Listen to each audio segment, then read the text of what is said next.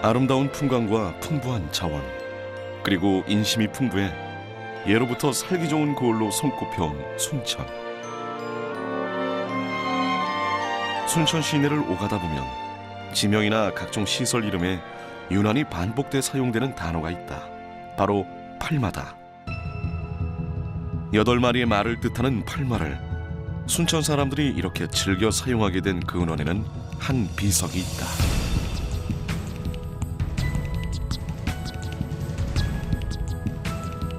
전면에 팔마비라 새겨진 이 비석은 조선시대 대실학자였던 이수광이 순천 도호부사로 부임했던 시기에 다시 세운 것인데 왜구에 의해 훼손된 지 20년 만이었다.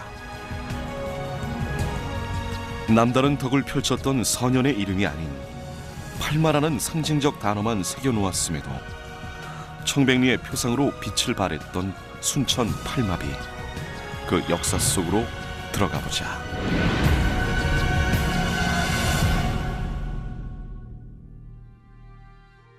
우리나라의 하나뿐인 국가정원을 보유한 순천. 예로부터 소강남으로 불리며 아름다운 산수와 풍부한 물산을 보유한 살기 좋은 고을로 알려졌다. 순천은 국내 철도 여행객들이 가보고 싶은 여행지 1위로 손꼽을 정도로 인기 있는 여행지이기도 하다. 삼국시대에는 백제의 땅으로 무진주에 속한 하나의 군이었고, 통일신라 시대 이후 승평군으로 불리며 나간, 곡성, 여수 등 인근 지역을 관할하는 중심지가 된다. 순천이라 불리기 시작한 것은 도호부가 된 조선시대였다. 순천은 현재 전남 동부 지역의 중심지였죠. 특히 고려시대 때, 조선시대 때에 순천에 속해 있는 데가 이제 광양현과 여수는 조선 태조 5년 1397년에 폐연이 돼가지고 순천 도호부에 속해 버립니다. 그만큼 순천은 역사시대에 있어서 우리 전남 동부 지역을 대표하는 그런 고을이었습니다.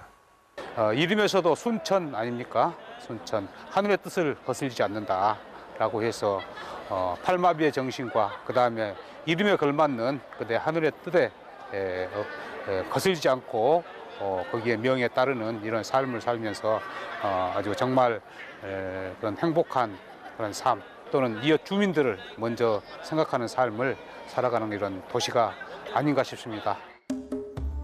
순천 팔마비와 관련된 기록은 순천 부사로 부임했던 이수광이 남긴 승평지에서 확인할 수 있는데, 그는 고려 최석 부사의 청량함에 매료되었다.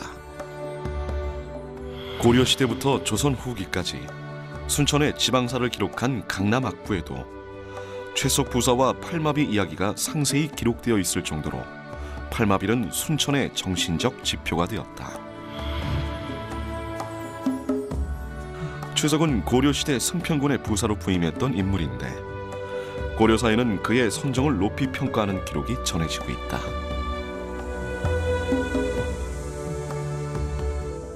고려사의 그 475년간이라고 하는 고려 전체 역사에서 좋은 관료를 뽑기라는 게 쉽지가 않은 것은 모르겠습니다만은 5분의 이름과 그들의 행적이 나타나 있습니다.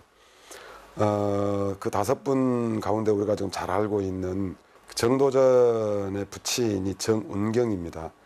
그분도 지금 포함이 되어 있고, 그 다음에 다른 분들은 뭐 김지석, 왕해 이런 분들도 그 지방관으로 파견이 됐을 때 아주 하여간 그곳에서 선정을 최석부사만큼 잘해서 고려에서 가장 지방민들을 위한 정치를 잘한 그런 사람으로 뽑혀서 고려사 열전에 실어진 걸로 보여집니다. 고려사에 소개된 최석부사와 팔마비의 이야기를 살펴보자. 승평부사의 임기를 마친 최석은 개경으로 돌아가야 했는데 당시 관례는 부사에게 말을 전별품으로 바치는 것이었다. 그러나 다른 부사들과 달리 최석은 개경에 도착하자 전별품으로 받은 말뿐만 아니라 상경길에 얻은 망아지까지 순천으로 돌려보냈다. 그의 청량함에 감동한 순천 사람들은 팔마비를 세워 그 정신을 기렸고 전별품을 바치는 관례도 사라졌다. 당시에 말 한 필이라고 하면은 우리 60, 70년대를 한번 떠올리면 어쩐가 싶습니다. 소 한 마리가 학생들을 다 가르칠 정도의 그런 값어치였단 말이죠. 따라서 말 8필은 경제적 가치로 따지면은 아마 어느 정도 짐작이 되지 않겠는가 싶습니다. 2년간 당시 임기 동안의 승평군 오늘날 그 순천시에 와서 정치를 잘했을 뿐만 아니라 당시에 전별금으로 주었던 말 8필까지도 예전 부사들은 다 본인 소유화했는데 이분만큼은 다시 순천 은민들한테 돌려보냈습니다. 그런 그 선정의 결과 순천에다가 은민들이 최석 8마비를 세운 걸로 보여집니다. 정유진은 당시 왜군은 곳곳에 큰 피해를 입혔고 팔마비도 이를 피할 수 없었다. 그러나 순천 사람들의 변함없는 공경에 팔마비는 20년 만에 중건된다. 이 순천부를 무언가 보다 더 우리 전남에서 주요한 거점으로 나타내보고 싶었던 그 실학자적 생각이 있었던 것 같아요. 그때 가장 중요하게 등장한 것이 삼광행실도처럼 최석이라는 분이 있었다. 그런데 이분이 이렇게 선정을 베풀었는데 우리도 거기에 모델로 한번 우리가 생각하고 같이 해보자. 이렇게 하면서 사림들의 새로운 개혁 성향을 얘기를 하면서 이 비를 세우자. 그러니까 이 지역에서 덕망이 있었던 뭐 허건이라든가 정지추라든가 이런 분들이 앞서가지고 좋습니다. 우리가 돌을 깎고 우리가 이 경비를 지원하겠습니다 해서 이제 이게 만들어집니다. 그러니까 이것은 이쪽 지역에 있었던 유지들과 관리가 동시에 연합하여 가지고 만들어진 비라고 할 수가 있습니다.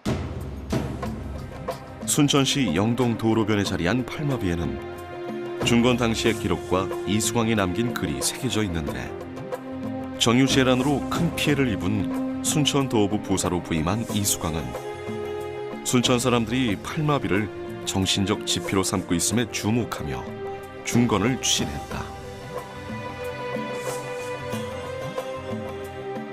팔마비를 재건축한 것이 그러니까 1597년 정유재란 때 소실시켜버렸어요. 외놈들이. 예, 그랬는데 20년 후 1616년에 이수광 부사님이 부임을 해가지고 그런 내용을 보고 안타깝게 여기신 나머지 20년 만인 1617년에 팔마비를 새로 중건을 했습니다. 그래서 오늘에 이르고 있으니까 400년이 지금 넘었죠. 이수광은 최석 팔마비 대신 팔마비 석자로 비문을 새기고 중건의 의미를 담은 시를 남겼다.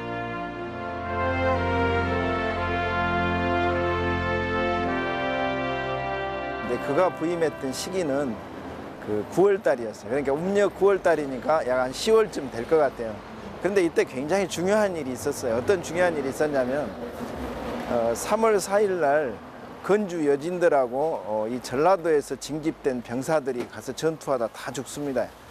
사실 전라도 고을 곳곳에가 그해 3월부터서는 아주 울음바다였다고 해요. 근데 그들이 약 5,000명 정도가 여기에서 징집이 됐는데 대부분 그 주요한 지휘관이었거나 간부들이었다고 볼 수가 있어요. 그러니까 이 사회적으로도 괄목할 만한 어떤 일이 필요했던 것 같아요.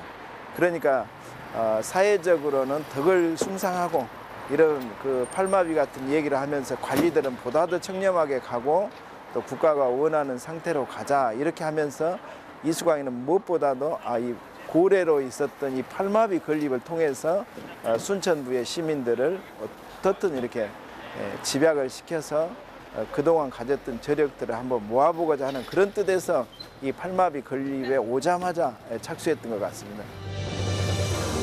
조선의 학자들과 문인들은 팔마비를 청백리의 표상으로 삼았고 그들의 글에서 이를 확인할 수 있다.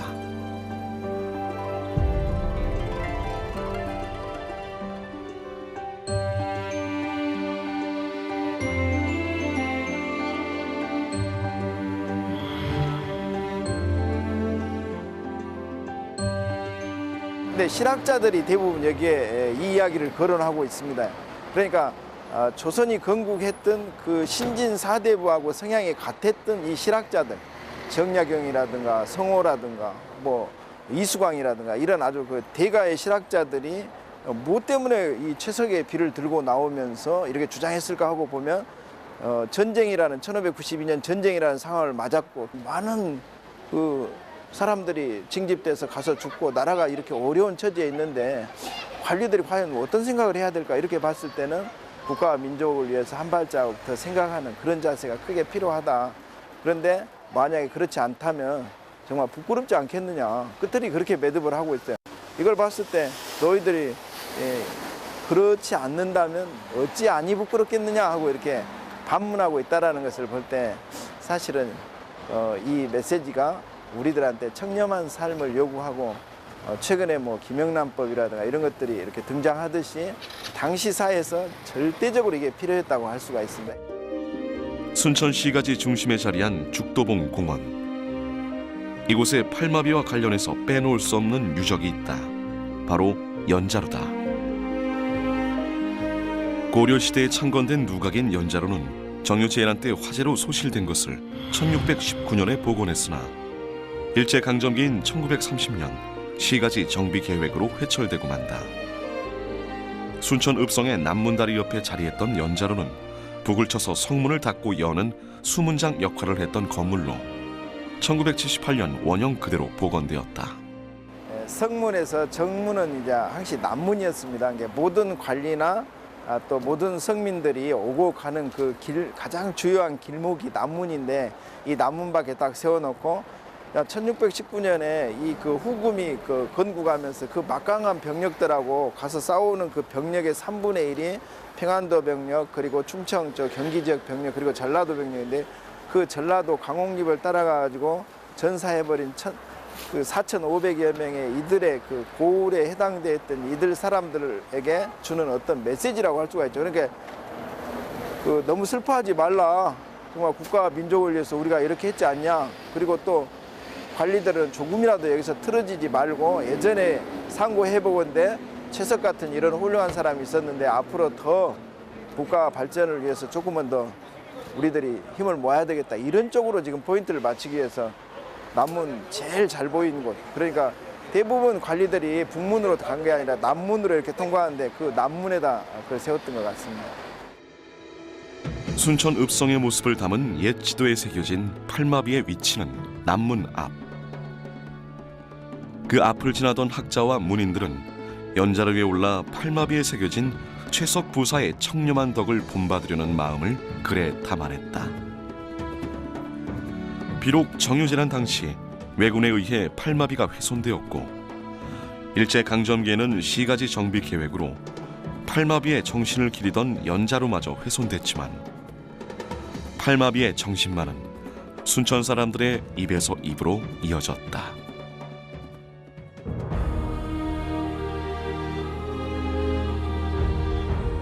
죽도봉 공원 연자루 옆에 자리한 팔마탑은 팔마비의 정신을 기리기 위해 1975년에 세운 것으로 팔마비 관련 기록에 등장하는 8마리의 말과 망아지가 부조로 새겨져 있다.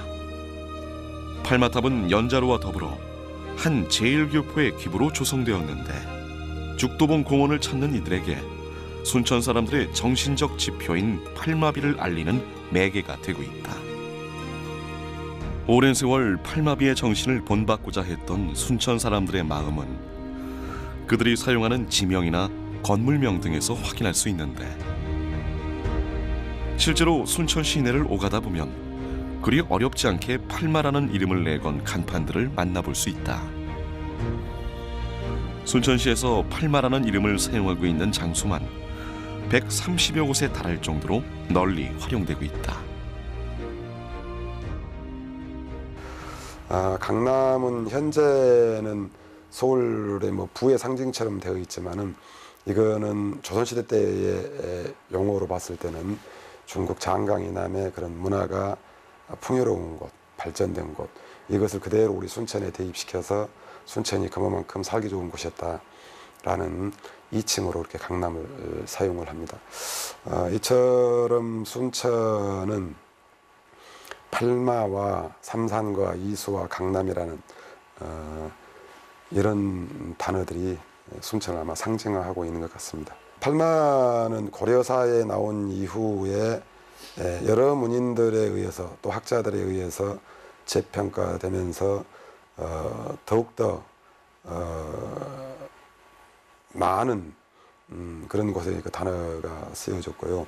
후대 사람들은 이것을 단순하게 그 사람을 잊지 말자가 아니라 이와 같은 덕을 사모하자 해가지고 그런 유예비가 아니라 청덕을 더 사모하게 됐다고 할 수가 있죠. 그래서 모든 일을 행함에 있어서 덕을 중요시하는 사회로 가자.